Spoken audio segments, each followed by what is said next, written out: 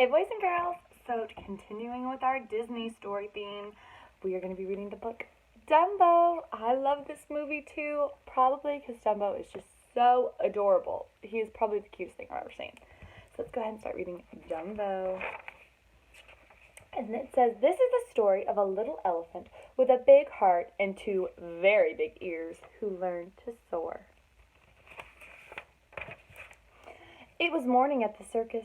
Hopeful mothers looked up as storks flew overhead. Each stork carried a tiny bundle that held a baby animal.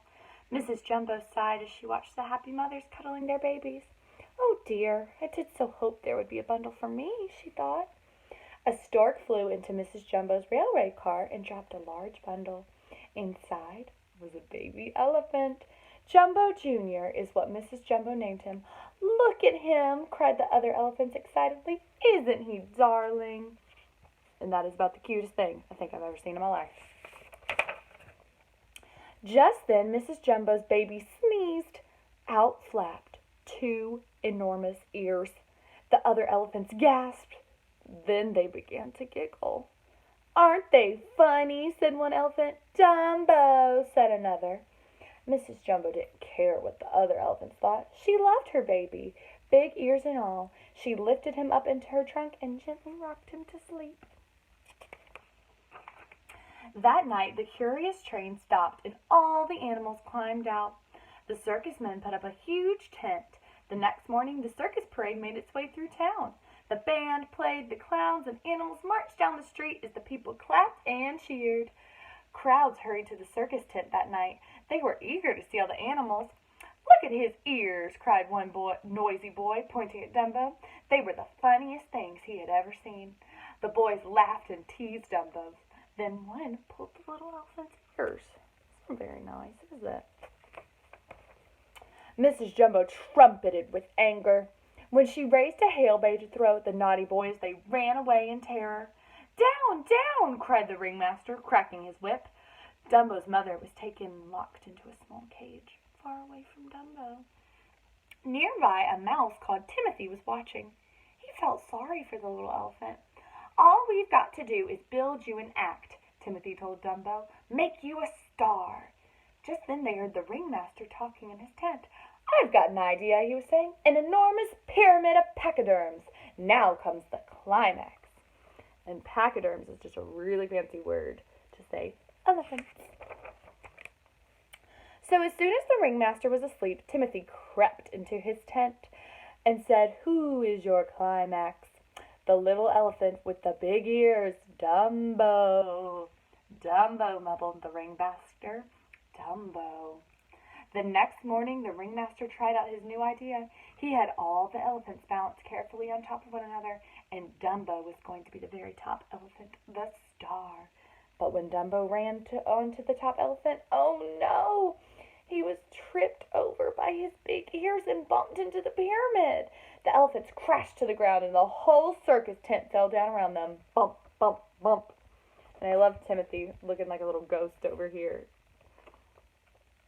No, this elephant's falling. Ugh. That sounds very noisy if a bunch of elephants were falling on top of each other. Now the elephants were even angrier than ever with Dumbo. But the ringmaster had one more idea. Dumbo could become a clown. So Dumbo was dressed like a baby and put at the top of a burning building. The other clowns playfully pretended to be firefighters. They sprayed Dumbo with water and held a hoop for him to jump into. Poor Dumbo was terrified when he jumped. Down, down, down he dropped until he fell through a big hoop into a big tub of sticky goo. The audience cheered and roared with laughter when Dumbo landed in the goo. But Dumbo was not happy at all. We're going over to see your mother, said Timothy to cheer up Dumbo. Dumbo and his mother were overjoyed to see each other. Mrs. Dumbo put her trunk through the bars of her cage and cuddled her son, singing a lullaby. But all too soon it was time for Dumbo to go. He's got his cute little hat on. So sweet. Dumbo cried a little after seeing his mother. All he wanted was to be with her. Once he lay down to sleep, he began to have the strangest dream. In the dream, he was blowing bubbles. Soon the bubbles looked just like elephants that danced and flew. The next morning, Timothy tried to convince Dumbo that he could fly just like a bird. He said Dumbo's ears were so big they were just like wings. Dumbo wasn't so sure, but he trusted Timothy.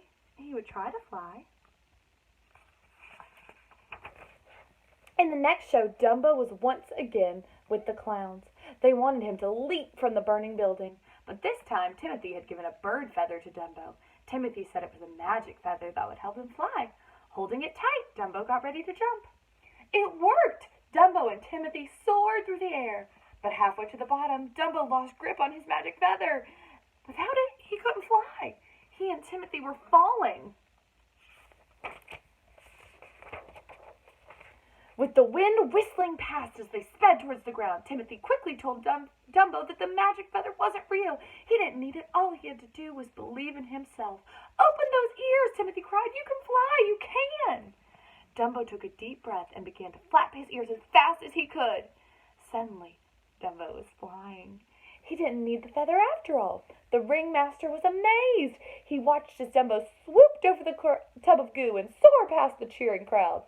Dumbo was a star. Before long, Dumbo was famous all over the world, just as Timothy had said he would be. Crowds flocked to the circus to see Dumbo the amazing flying elephant. The ringmaster released Dumbo's mother and gave her a special train car of her own, and Dumbo and his